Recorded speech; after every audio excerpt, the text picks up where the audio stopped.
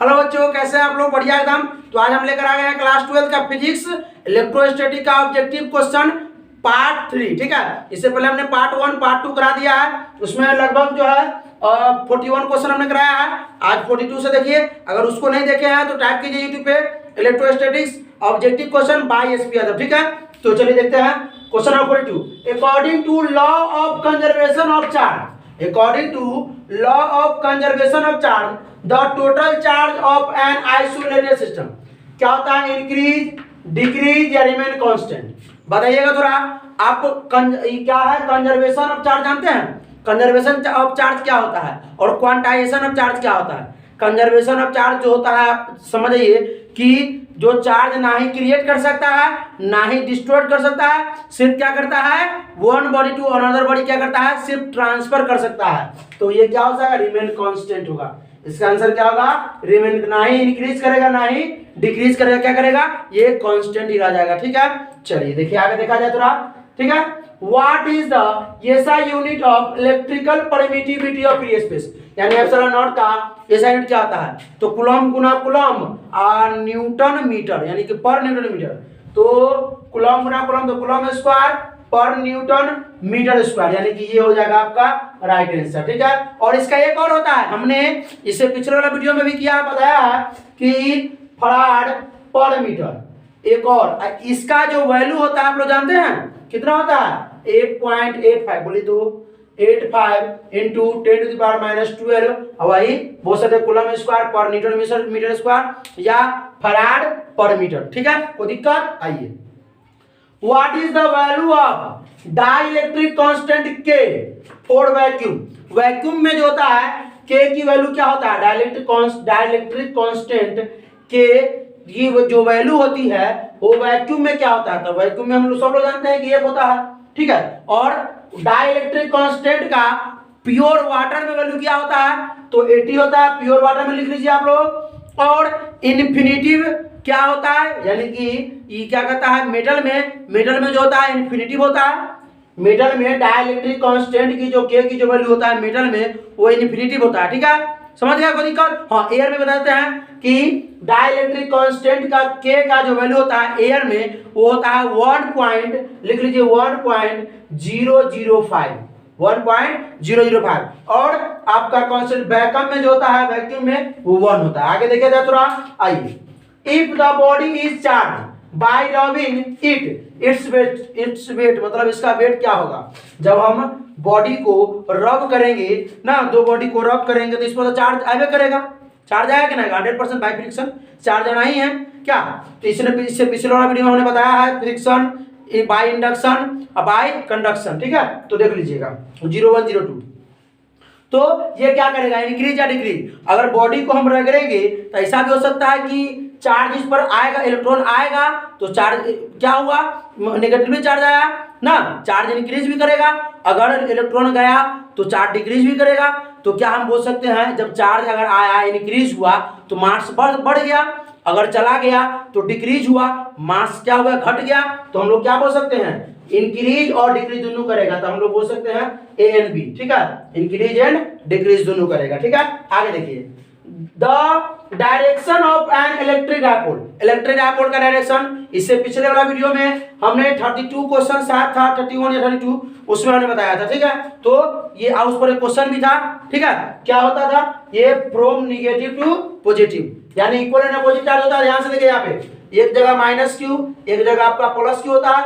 एकदम छोटा डायपोल होता है। ठीक है, एकदम छोटा डायपोल, उसका जो इक्वल एंड अपोजिट, इक्वल इसलिए होता है कि दोनों पर सेम चार्ज q और q। अगर 2q तो यहाँ भी 2q, यहाँ 4q तो यहाँ 4q। अपोजिट इसलिए कि एगो माइनस एगो प्लस, इसलिए अपोजिट चार्ज होता है। लेंथ LL होता है। ठीक है, तो इसलिए ये होता है नेगेटिव टू पॉजिटिव, डायपोल का डायरेक्शन होता है। What is the SI unit of dipole? Dipole का एसआई यूनिट क्या होता है मालूम है आप लोगों को? डायपोल का एसआई यूनिट क्या होता है मालूम है? Coulomb metre. क्या होता है? कूलम, क्योंकि फॉर्मूला क्या होता है? Charge into distance. ठीक है, इसलिए कूलम मीटर। आगे देखा थोड़ा। Electric field at a point is defined at, electric field जो है किसी पॉइंट में डिफाइंड। इलेक्ट्रिक फील्ड क्या होता है? जब मान लीजिए कोई चार्ज यहाँ +q है, अगर इसके बगल में कोई चार्ज रख दिया जाए तो ये क्या होता है? ये अपने से सभी चार्ज को क्या होता है, भगाने लगता है। इलेक्ट्रिक फील्ड जो है ये मतलब दूर होने लगता है। ये क्या बनता है, ग्राफिकल। तो हमने लिख दिया है electric force per unit, electric field हमने बनाया electric field, electric force per unit charge experience मतलब लगाता है क्या, by unit charge at that point, यानी यूनिट चार्ज जानते हैं आप लोग, यानी कि अब देखिए समझाते हैं हम आप लोगों को, ठीक है, देखा जाए यहाँ पे थोड़ा देखा जाए इसको ध्यान से, ठीक है। देखिए कोई रटना नहीं है, इसको समझना है, हमने लिख दिया है, ठीक है। देखा जाए थोड़ा, यहाँ पर प्लस क्यू हमने चार्ज लिया, बगल में हमने एक क्यू नॉट चार्ज लिया, तो क्या करेगा ये पॉजिटिव है, इसको धक्के कहाँ पहुंचा देगा, नेगेटिव तक। तो ये क्यू नॉट पर चाहते, इसका जो इस पर जो फोर्स लगेगा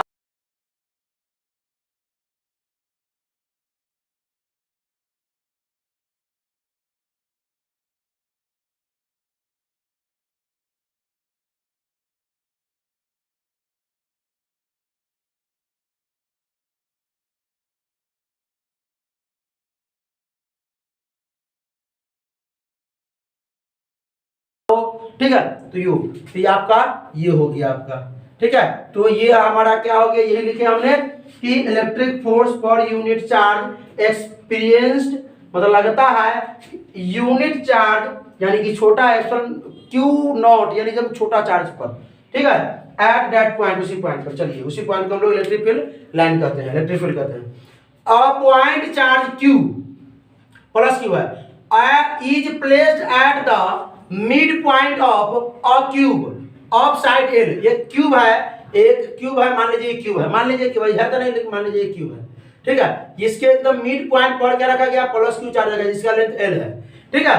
बताइए क्या कहता है कि the electric flux from the cube is, अब इलेक्ट्रिक फ्लक्स जो होगा वो क्या होगा, क्यूब का इलेक्ट्रिक फ्लक्स सब लोग जानते हैं कि इलेक्ट्रिक फ्लक्स जो होता है ये फाई बराबर क्या होता है, Q inside total inside Q total inside bye क्या एप्सिलॉन नॉट। तो यहाँ पर क्यों ना क्यू है, कहाँ गया वो या ये, तो आपका क्यू बाई एप्सिलॉन नॉट। अगर दो क्यू रहता, तीनों क्यू या एगो प्लस क्यू रहता, एगो माइनस क्यू, क्योंकि उस सरफेस के अंदर इनसाइड द कंडक्टर, कंडक्टर हो उसके अंदर क्लोज सरफेस, क्लोज सरफेस के अंदर जितना भी चार्ज हो सबको जोड़ दीजिए, बाय में एप्सिलॉन नॉट लगा दीजिए, ये हो गया इलेक्ट्रिक फ्लक्स। कोई दिक्कत नहीं।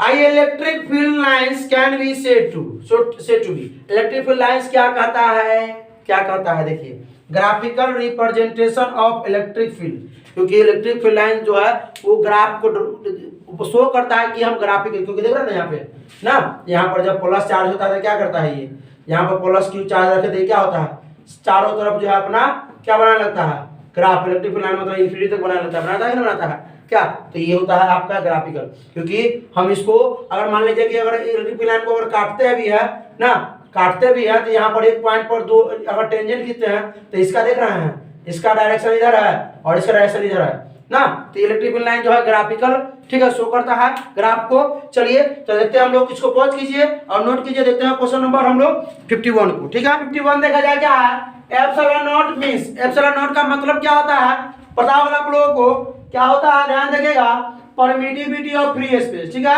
यही ना होता है एप्सिलॉन नॉट का मान।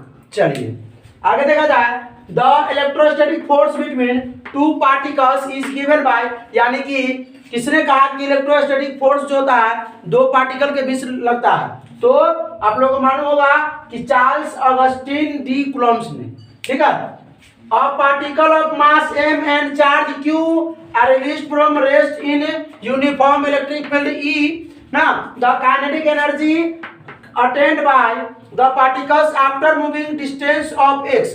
अब ध्यान से समझिएगा कि ये क्या है, आपका यूनिफॉर्म इलेक्ट्रिक फील्ड है, तो इस पर तो फोर्स लगबे करेगा, तो जब फोर्स का फॉर्मूला क्या होता है, क्यू ई, पता है क्या होता है, क्यू इंटू ई।